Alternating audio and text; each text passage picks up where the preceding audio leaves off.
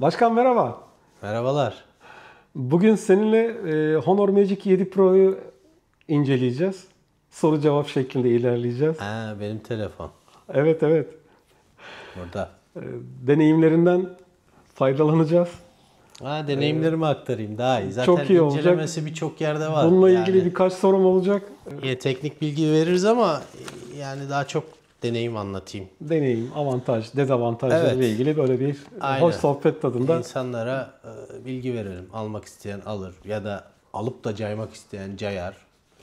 Bir fikir veririz belki. O zaman başlıyorum. Honor Magic 7 Pro'yu eline aldığında ilk izlenimlerin ne oldu? Honor Magic 7 Pro'yu elime aldığımda bir kere bu çok büyük bir telefon. Yani kamera adası çok büyük, yuvarlak. Son dönemde Çinliler böyle ilerliyor. İşte Xiaomi, Vivo, yani amiral gibi seviyesinde olanlardan bahsediyorum. Tabii Honor işte Magic 7 Lite'da falan da böyle ilerliyor. Aslında şu kamera adası şeyini sevmiyorum. Mesela Samsung'daki o ama çok işlevsel ve Evet, güzel. biraz değişik işlem gibi. O kısmı ayrı. Tasarımı ve malzeme kalitesi hakkında neler söyleyebilirsin? Valla malzeme kalitesi gayet iyi. Özellikle neydi? Nano Shield bilmem ne işte koruma şeyi var bunun. Gorilla Glass'ın herhangi bir versiyonunu kullanmıyor. Kendi kırılmaz teknolojisini kullanıyor. Hatta telefonun sunumunda birçok şey işte bıçak atıyorlar falan böyle düşme testleri falan. Sahiden de öyle. Yani ben defalarca düşürdüm bu telefonu ve hatta 2 kere sağlam düşürdüm ve eyvah dedim yani eyvah dedim ama hiç yani tık yok telefonda. Cidden sağlam taş gibi bir telefon. Ama tabii büyük telefon yani büyük telefon kullanmak isteyenler için ideal bir şey. Çok iyi. Peki telefonun dayanıklılığı konusunda neler söyleyebilirsin? Honor bu konuda iddialı mı?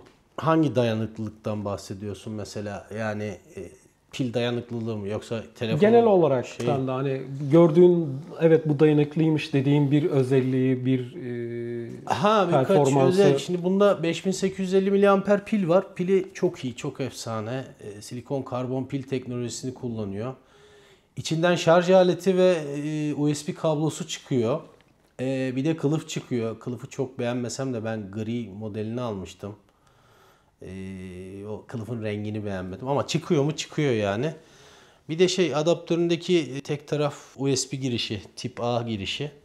İkisi tip C olsa güzel olurdu ama bunlar küçük detaylar. Yani telefonu almaktan vazgeçecek detaylar değil. Evet. Diğer amiral gemilerin de yani gidiyor S25 Ultra alıyorsun. İçinden sadece bir kablo çıkıyor. Güya çevreyi koruyorlar ya yersek. Evet, evet. Adaptör çıkmıyor. Neymiş? Adaptörünü kullan. Zaten 45 Watt. Bu 100 Watt hızlı şarj desteği var. Çok iyi. Şarja taktın mı gerçi bir dokunman lazım 100 Watt'ı harekete geçirmen için. Kablosuz 80 Watt'a kadar o da ayrı bir muamma ya. Yani ben en hızlı şarj eden kablosuz şarj cihazı baktım. Yani bayağı baktım yurt dışı falan.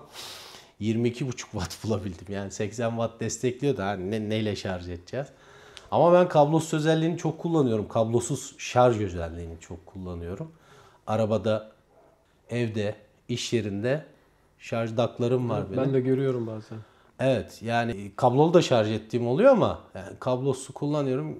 İyi oluyor. Niye? Verimli oluyor. Çünkü o biliyorsun o tip C o konektör yerini zarar vermemiş oluyorsun. Ne kadar az kullanırsan o kadar iyi. Küçük bir detay ama iyi yani. Kablosuz şarj iyidir. Evet.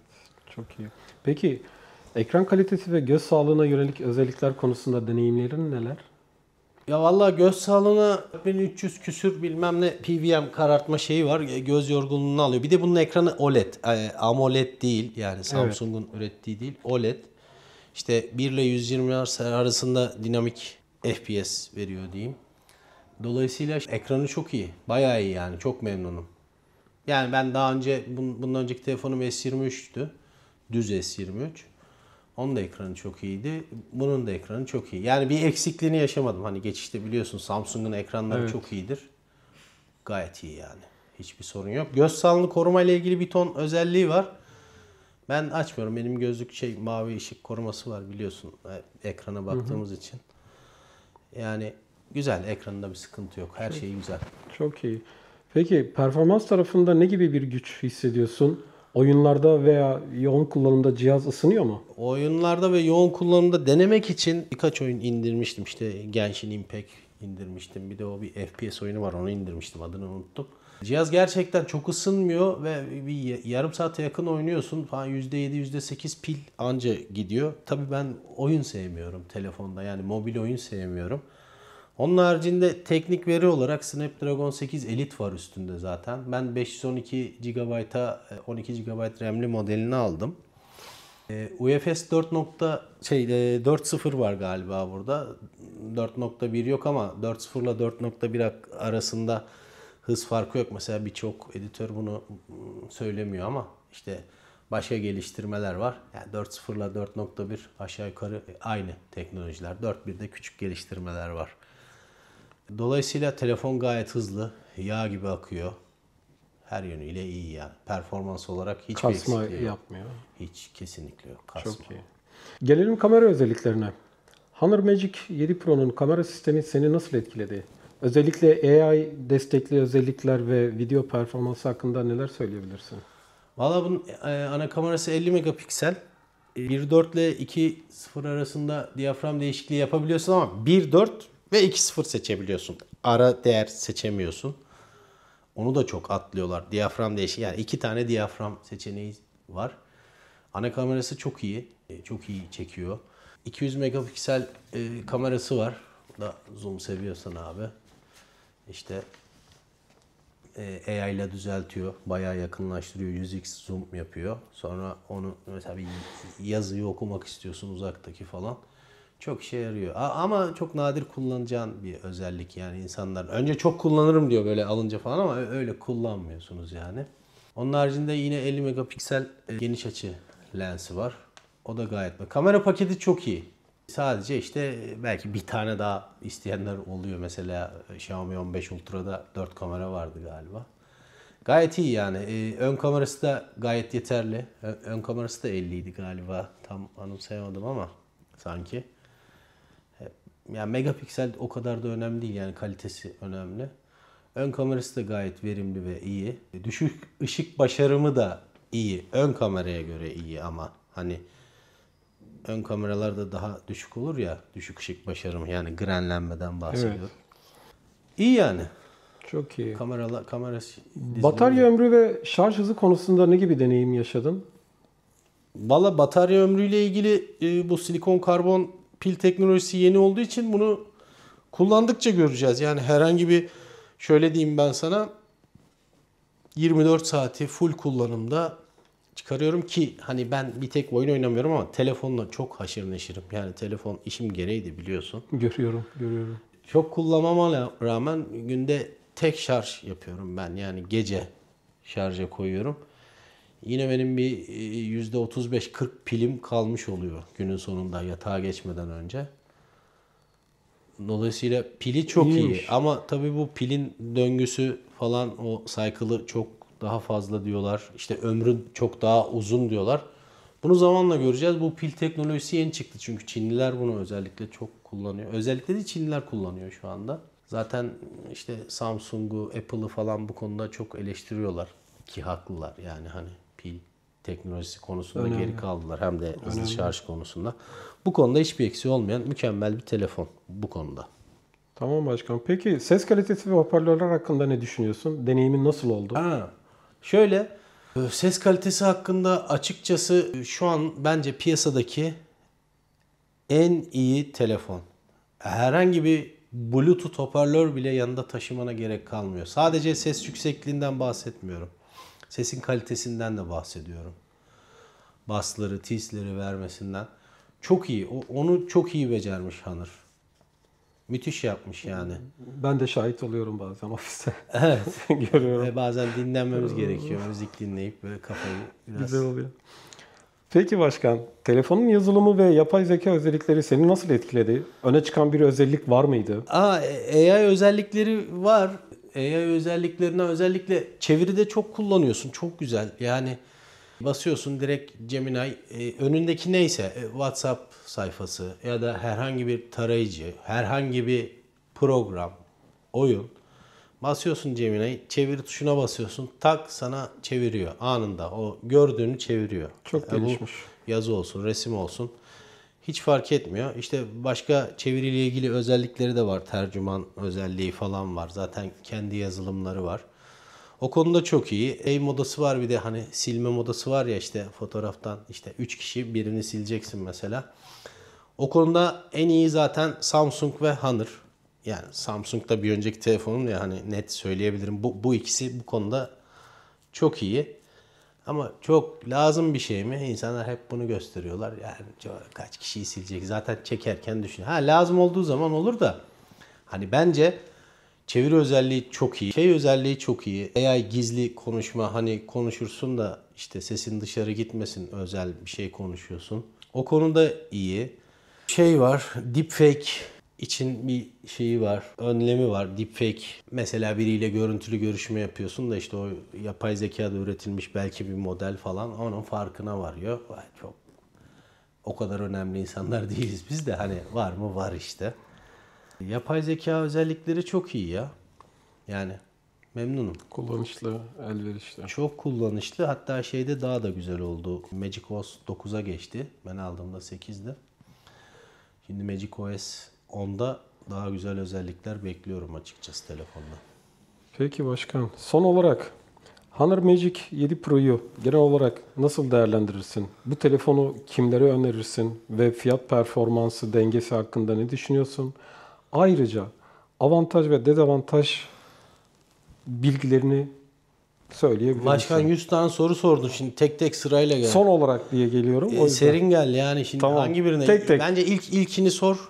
Honor Magic 7 Pro'yu genel olarak nasıl değerlendirirsin? Genel olarak çok iyi değerlendiririm. Bir kere bu telefonun fiyatından da bahsetmedik. Şu an 52.500 lira herhalde şu an satış fiyatı, hepsi burada da. Ben 56.500 almıştım ama tablet hediyelisini almıştım. X8A tablet veriyordu.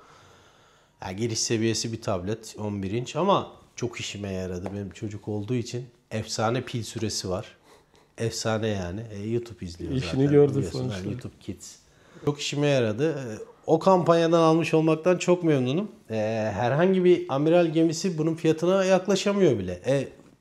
Onların verdiği bütün özellikleri hepsini veriyor. Hem donanım seviyesinde hem de yazılım seviyesinde veriyor. Bir de bunun ekstra çipleri var içinde. S1 güvenlik çipi, işte telefonun daha güvenli olmasını sağlıyor. Yani bunu donanım bazında yapmış. C2 iletişim çipi, mesela bu Wi-Fi bağlantısı falan çok efsane. Honor Huawei'den ayrılma. Yani bazı iddialara göre de işte sözde ayrılma. Ama Huawei'de malumunuz Wi-Fi teknolojilerinde çok iyi olduğu için, modemler, routerlar, işte baz istasyonlarının şeylerini falan ürettiği için çok tecrübeli. Gerçekten. Bir de bundaki Wi-Fi 7 var. Wi-Fi 7 3 kanallı Wi-Fi 7. Yani müthiş. Ben de Wi-Fi 7 router'ım var evde. Oradan biliyorum. Dolayısıyla bir de güç yönetimi için bir E2 diye bir çipi var. Güç yönetimini iyi yaptığını söylüyorlar ama zaten güç yönetimiyle ilgili ne yapıyorsa bilmiyorum da bana pili fazla yetiyor, ki bana yetiyorsa yani muhtemelen herkese yetecektir. Güç yönetimi konusunda çok iyi bir telefon. Kimlere önerirsin? Fiyat performansı dengesi hakkında Amiral ne düşünüyorsun? gemisi telefon almak isteyen, amiral gemisi telefon neden alınır? Önce onu konuşalım. Amiral gemisi telefon alacak kişiler, valla hava atmak için alacaksanız bu telefon alınmaz. Hava atmak için alıyorsanız S25 Ultra veya öbür tarafta da Pro veya Pro Max alabilirsiniz. Böyle masaya koydunuz mu bu telefon falan dedirtecek bir telefon değil. Ama işlevselliğe bakarak hiçbir eksiği olmasın, dört dörtlük bir telefon olsun. Neredeyse hiçbir eksiği olmasın. Her telefonun eksiği vardır. Böyle bir telefon arıyorsanız, fiyat olarak da çok uygun bir şey arıyorsanız, olabilecek en uygun fiyattaki amiral gemisi telefon bu. Ben bunu tercih ettim. Yani ben de alabilirdim. S25 Ultra, Xiaomi 15 Ultra. Ki mesela Xiaomi 15 Ultra'nın da telefonun şeyini falan çok beğeniyorum. Kamerasını, bu son çıkan kamera adasını falan. Ama işte Xiaomi'den de Samsung'dan önce mesela Xiaomi kullanıyordum ki hani uzun yıllar Xiaomi telefonlar kullandım. Artık Xiaomi o fiyat performans dengesini kaybetti. Bir de artık abi ben para verip aldığım telefonda reklam görmek istemiyorum. Bir zahmet yani. Buradan dolayı çok sıkıntılı. 2 güncelleme konusu. Mesela bu telefonun güncellemesini de atladık. Şimdi Türkiye'de birçok influencer'ın iddiasına göre ve satış kanallarında da öyle yazıyor. 7 yıl da o net Honor'ın hiçbir yerinde yok. Ben baktım yani. 5 yıl garanti, 5 yıl ana Android güncellemeleri ve güvenlik güncellemelerini yapacak. 7 yıl olursa ne hala da yani zaten 7 yılda kim öyle kim kala artık. Google da bu arada Android'de bu konuda çok iyi ilerledi. Yani artık zorluyor insanları 5 yıllar, 7 yıllar. Bunlar çok önemli. Yani benim için ana güncelleştirmelerden ziyade güvenlik güncelleştirmeleri çok önemli. Çünkü sen yani banka hesabını kullanıyorsun, mobil uygulamasını kullanıyorsun falan. Kritik şeyler kullanıyorsun telefonunda. Güvenlik güncelleştirmeleri çok önemli. Tabi bunun yanında da Android güncellemeleri de hoş yani olması güzel. Bu konuda da çok iyi bir telefon. Yani güncelleme desteği konusunda da çok iyi bir telefon. Tavsiye ederim. Başka? Ya son olarak dedik ama son bir soru daha. Sor. Avantaj ve dezavantajlarını söyleyebilir misin? Tercih sebebi nedir? Şimdi telefonun avantajlarına gelirsek birincisi fiyat performans ürünü. Kutu içeriği zengin. Diğer amiral gemileri gibi değil. İşte kılıfına kadar çıkıyor. Şarj adaptörü ve kablosu. Şarj hızı ve bataryası büyük avantaj. Başka işte az önce bahsettiğim kendine has donanımsal çipleri işte S1, E2 bilmem ne işte unuttum onlar. Güvenlik çipi, iletişim çipi vesaire. Onlar çok iyi ayrı olması. Ekranın göz dostu olması işte bu PVM karartma ve işte sirkadyen bilmem ne falan filan göz sağlığı ile ilgili çok çalışmış belli yani. Yapay zeka sistemi gayet iyi. Şu an için tatmin edici ve daha da gelişecek gibi duruyor. Ses deneyimi muhteşem. Anlattığım gibi yani gerçekten bir Bluetooth hoparlörlü telefon, entegre edilmiş telefon gibi. Gerçekten çok iyi. Uzun süre güncelleme desteği bahsetmiştim. Bu da önemli. Yani güncelleme derken Android güncellemesi değil. Burayı vurguluyorum. Yani güvenlik güncelleşti ki Android güncellemesini de veriyor. Bir iddiaya göre 7 yıl ama en kötü senaryoda 5 yıl. Yani Android 20'yi de alacak bu telefon. Hani en kötü senaryoda. En iyi senaryoda da 22'yi alacak galiba. Say bitmiyor herhalde. Bağlantı özellikleri çok iyi. İşte dedim ya Wi-Fi 7 3 bantlı bu çok önemli. 3 bantlı Wi-Fi 7 destekliyor. Yani BE routerlar 6 GHz bandı falan. İşte o teknik konu neyse. Gayet iyi. Ondan sonra akıllı Wi-Fi özelliği çok iyi. Mesela Wi-Fi'den mobil veriye çok güzel geçiyor. Mesela benim S23'te o sorunu çok yaşıyordum. Ya da Wi-Fi'den diğer Wi-Fi bağlantısına işte diğerinin sinyali daha iyi. O da değiştiriyorum mesela. Ama ona geçmesi lazım. Çok S23'te manuel geçtiğim oluyordu. Bunda hiç o sıkıntıyı yaşamıyorum. Tak tak kendisi hallediyor. Muhtemelen ekstra bir donanımsal çipi olduğu için bununla ilgili. Ve yılların birikimi var. Dediğim gibi Huawei'den dolayı geldiği için. NFC'si var. Ondan bahsetmeye gerek yok. Yani bir de kızılötesi var kumanda için ama ben hiç kullanmadım. Hani işte klimaydı, televizyondu, kızılötesi kumandayla olan cihazları. Çinliler bu sporu seviyor. Yani o kızılötesini koyuyorlar. Fazlalık her zaman iyidir. Yani koysunlar. Dezavantaj ne bahsedebilirim? Yani kime göre neye göre dezavantaj? Mesela 8K çekemiyorsun koyuyor ama yani 8K bir oyuncak bugün için bana. 8K'yı hani kim hangi ekran var, kimde var, kaç kişide var izleyebilecek, o içeriği tüketebilecek.